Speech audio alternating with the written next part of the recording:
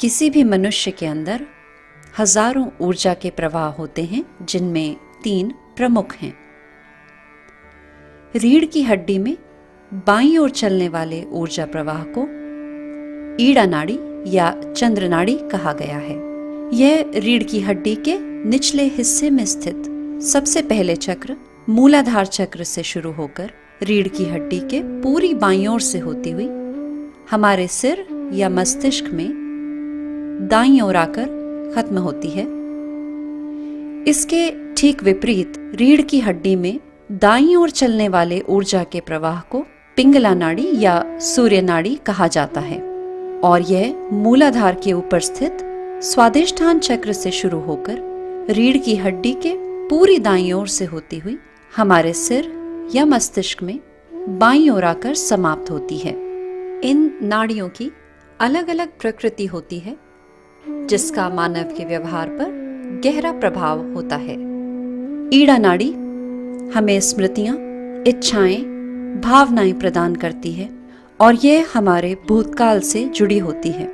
और पिंगला नाड़ी हमें कार्य शक्ति प्रदान करती है, जिसकी मदद से हम अपनी इच्छाओं पर कार्य करते हैं, योजनाएं बनाते हैं। इसलिए यह हमारे भविष्यकाल से संबंध रखती है। ये 2 अलग तरह के स्वभाव मानव को सृष्टि ने प्रदान किए ताकि वे उन्हें संतुलन में प्रयोग कर सके।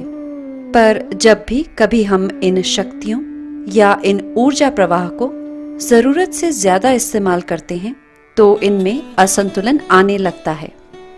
ईड़ा नाड़ी के असंतुलन से ग्रस्त व्यक्ति जल्दी उदास, हताश, निराश होने लगता है।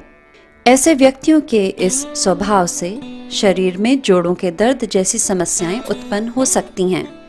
इसके विपरीत पिंगला नाड़ी प्रधान व्यक्ति का स्वभाव सूर्य की तरफ ज्यादा होता है और इनमें गुस्सा, तेजी जैसी समस्याएं ज्यादा पाई जाती हैं।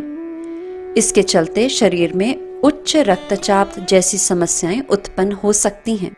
ईड़ा और पिंगला में आए असंतुलन को ठीक करती है रीढ़ की हड्डी के ठीक बीचों बीच स्थित सुषुम्ना नाड़ी। यह नाड़ी रीढ़ की हड्डी के नीचे स्थित त्रिकोणाकार अस्थि से शुरू होती है और सहस्त्रार चक्र या तालु भाग पर आकर समाप्त होती है। त्रिकोणाकार अस्थि में स्थित कुंडलिनी जब सुषुम्ना नाड़ी से उठती हुई सहस्त्रार तक आती है तो हमें ईड़ा और पिंगला से आने वाले असंतुलन से राहत महसूस होती है, जिससे ध्यान करने में सहायता होती है। तो अब हम श्री माताजी निर्मला देवी द्वारा बताई हुई प्रक्रिया से ईड़ा नाड़ी और पिंगला नाड़ी को संतुलन में लाने का प्रयास करेंगे। सबसे पहले ईड़ा नाड़ी के संतुलन के लिए बाएं हाथ को गोद में हथेली ऊपर की ओर रखते हुए आराम से रखेंगे और दाएं हाथ को धरती पर रखेंगे।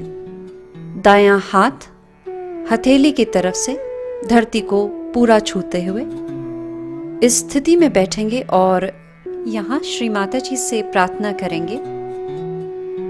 श्री माता जी, कृपया करके मेरे अंदर बाईं ओर से आने वाले असंतुलन को धरती तत्व में विलीन कर दीजिए। और अब कुछ देर इसी स्थिति में बैठेंगे जिससे कि धरती तत्व अपना कार्य कर सके।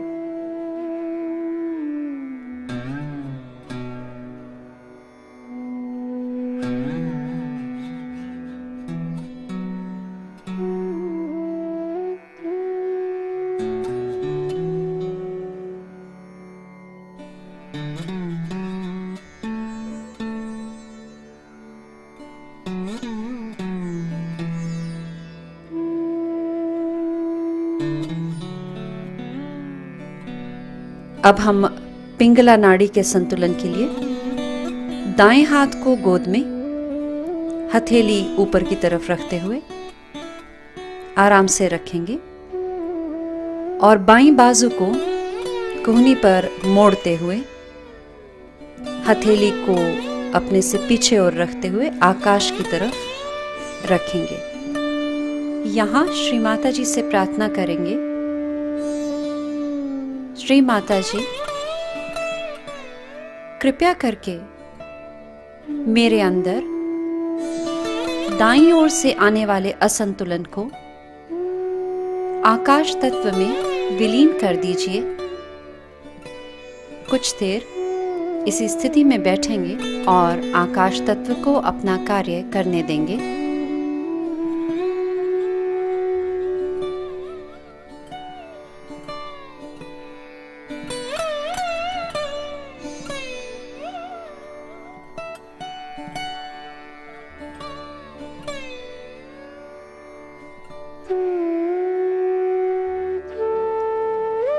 अब अपने दोनों हाथ चित्र के अनुसार खोलकर बैठ जाएं और श्री माता जी से प्रार्थना करें,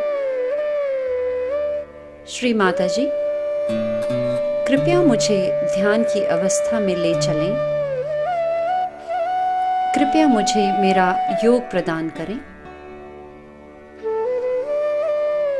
ये प्रार्थना धीरे धीरे 2 या 3 बार करें और प्रार्थना करने के बाद मौन अवस्था में 5 से 7 मिनट तक बैठें।